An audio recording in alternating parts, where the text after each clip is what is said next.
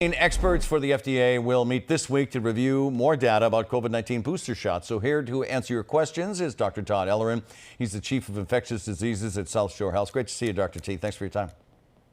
All right. You know, a lot of folks have been waiting for this point. Moderna, the J&J, now they're saying extra doses of their vaccines are safe and effective. And we need them to prevent, waning immunity in the winter months. What do you think? Jessica, I think it really makes sense. Let's face it, winter's coming. We have an aggressive Delta variant. I think the booster shots make sense. We already heard what the FDA and the CDC said about Pfizer. I think they're going to have similar findings with J&J and Moderna. So, Dr. T, let's talk about where we are right now. As you know, a booster shot is already authorized for people who receive both doses of the Pfizer vaccine. So does that put pressure on the FDA to recommend a similar plan for Moderna and J&J?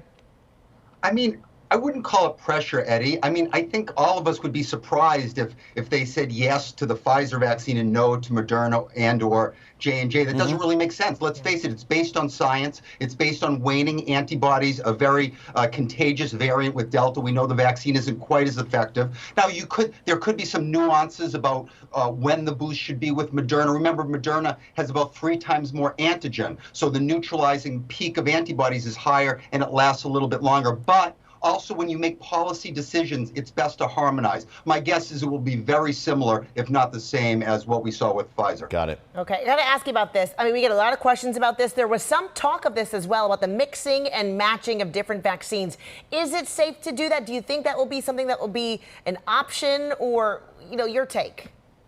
Okay, so Jessica, the good news is we're going to hear about this imminently. The data is already presented, and the FDA is going to likely review this by the end of the week. Now, when is a decision going to be made? I'm not sure about that, but I do think that the mixing and matching is going to be a reasonable strategy. The question is, how do you make recommendations, policy decisions? You have different companies, different manufacturers, so I think that remains to be seen. What we don't know is which is better. Is vaccine A before B better than B before A? That remains to be seen. We're going to see that data very soon. Oh, great point. All right, this is not COVID related, but I do want to ask you about another headline that's in the news today. This one affects millions of people at higher risk for heart disease. Many of them are already taking an aspirin a day to prevent a first heart attack or a stroke. But now a federal task force is proposing some changes for older Americans. So what do we know right now? What should we know?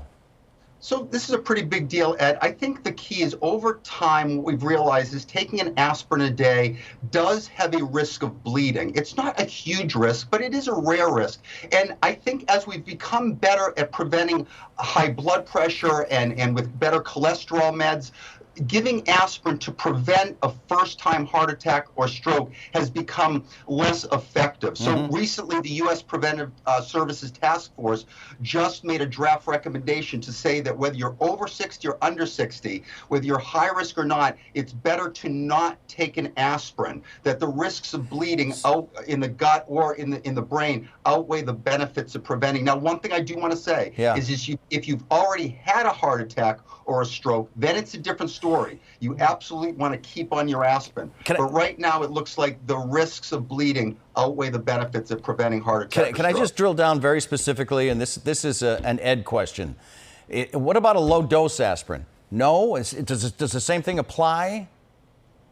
Great point. What we're talking about right now is low-dose aspirin. That's what the task force is changing. Good. A few years ago, they said, we think the benefits outweigh the risks. And right now, they're saying the risks outweigh the benefits. And lastly, just so you know, the FDA in 2014 actually felt that the risks outweighed the benefits. So there's multiple task forces. And right now, this one is sort of changing its direction. Thank you, Dr. T. Thank you. Take care, guys. Great to see you. And this is also